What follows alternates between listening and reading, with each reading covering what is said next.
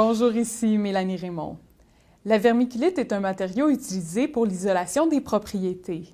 Vous avez peut-être entendu dire que la vermiculite peut présenter des risques pour la santé. Pourtant, ce ne sont pas tous les isolants de vermiculite qui sont néfastes. Pour en savoir plus sur ce matériau et les problèmes qu'il peut occasionner, je rencontre Patrick Gautreau, qui est technologue senior en architecture au Centre d'inspection et d'expertise en bâtiment du Québec. Patrick Gautreau, bonjour, merci d'être avec nous aujourd'hui. Bien, ça me fait plaisir. D'abord, pouvez-vous nous expliquer qu'est-ce que la vermiculite? La vermiculite est une sorte d'isolant qui a été surtout populaire dans les années 50 aux années 70, qui était parfois installé à même les constructions ou sinon ajouté lors de rénovations. La vermiculite est une forme de mica, c'est une petite pierre molle qui ressemble à ce que j'ai dans les mains actuellement, qui était vendue en poche et qu'on pouvait facilement épandre. Souvent, c'était dans les entretoits, dans certains cas dans les murs et parfois, rarement, sous les faux planchers. Mais c'était vraiment des cas rares. Et quelle vermiculite comporte des risques pour la santé?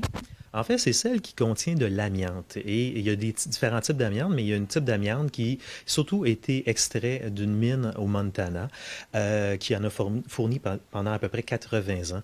Et la meilleure façon de reconnaître, à savoir si on est avec une vermiculite, avec de l'amiante ou pas d'amiante, c'est de procéder à un test, tout simplement. C'est-à-dire de prendre un échantillonnage qu'on peut mettre en 2 ou 3 sacs type Ziploc et le transmettre à un laboratoire qui va vous officialiser par une analyse s'il y a présence de cette amiante dans la vermiculite. Sinon, il y a également des firmes de laboratoire qui peuvent venir prendre l'échantillonnage également à la résidence des clients pour également, puis naturellement, y mettre un rapport. Et quels problèmes peuvent être causés par cette vermiculite qui contient de l'amiante?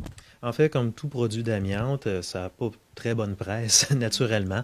Et les risques, on comprend que c'est des risques normalement associés sur une longue période et avec une forte exposition.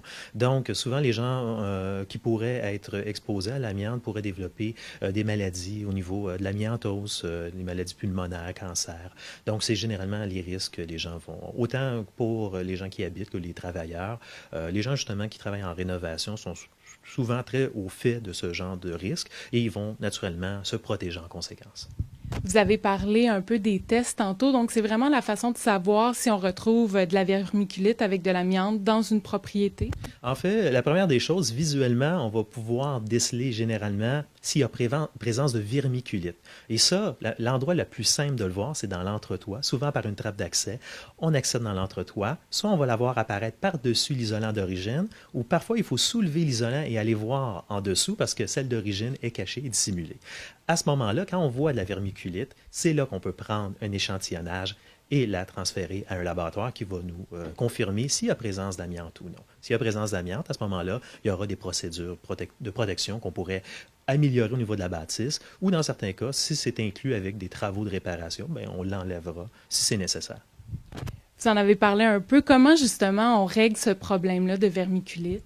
Quand le problème se situe dans l'entretoit et que l'entretoit est bien ventilé, on pourrait à ce moment-là simplement préconiser ce qu'on appelle une procédure de scellement. C'est-à-dire qu'on va s'assurer que le plafond au dernier étage, les quelques orifices, exemple des lumières encastrées, les trappes d'accès, colonnes de plomberie, on pourrait les étancher et éviter justement que s'il y a des retours d'air ou des fuites d'air, qu'elles puissent revenir à l'intérieur. Sinon, dans l'entretoit, on va ajouter de la ventilation. Ça va être idéal de toute façon pour la toiture, mais également s'il y a des fibres volatiles, elle va pouvoir s'extirper à l'extérieur, donc ça va limiter énormément le danger pour les occupants. Advenant que des travaux sont nécessaires dans l'entretoit pour toutes sortes de considérations, aussi parce que les propriétaires décident de faire les travaux, à ce moment-là, il y a deux façons de procéder. Soit on passe par l'intérieur et on extirpe le matériel, souvent c'est avec une forme de grosse balayeuse et on enlève le matériel. Sinon, on fait un percement dans la toiture et on enlève le matériel par l'extérieur. Donc, c'est ce qui est fait généralement. Et quels sont les coûts pour des travaux comme ça?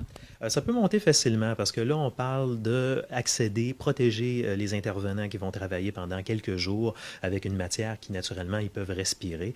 Donc, à ce moment-là, c'est des travaux qui peuvent facilement aller entre les 8 à 12 000 Donc, c'est très dispendieux. C'est pour ça que lorsque on peut trouver des alternatives. Aussi, il y a une bonne aération dans l'entretoit. Parfois, on peut s'en tirer avec quelque chose de plus raisonnable, à moins vraiment, comme je vous dis, qu'on n'a pas le choix d'intervenir pour toutes sortes de besoins. Est-ce qu'il y a des régions au Québec qui sont plus touchées par cette problématique? En fait, ce n'est pas des régions, c'est plutôt un intervalle d'âge de bâtiment. Les problèmes qu'on a vus le plus souvent, ou le problème, c'est plutôt la présence de vermiculite, c'est surtout entre les années 50 et fin des années 70. Il arrive des cas avant et après, mais c'est vraiment dans ces âges-là où est-ce qu'on le voit plus fréquemment. Et c'est pour ça que normalement, autant pour l'inspecteur en bâtiment que même les propriétaires, ils peuvent faire des vérifications seulement en allant dans l'entretoit. Dans certains cas, ils vont même l'apercevoir en faisant un percement dans un mur, en faisant un autre type de rénovation, ils vont voir le matériel. À ce moment-là, on ne prend pas de chance, on peut la faire analyser, ça va soit rassurer ou sinon, naturellement, préciser qu'il peut y avoir de l'amiante. À ce moment-là, on fera les travaux qui sont nécessaires. Patrick Gautreau, merci beaucoup pour tous ces renseignements. Bien, ça m'a fait plaisir. Comme on peut le constater, une bonne ventilation de l'entretoit est une première étape pour régler les problèmes causés par la vermiculite. Nous avons d'ailleurs préparé une vidéo sur le sujet et vous la trouverez dans la section archives du site. Ici Mélanie Raymond, à la prochaine!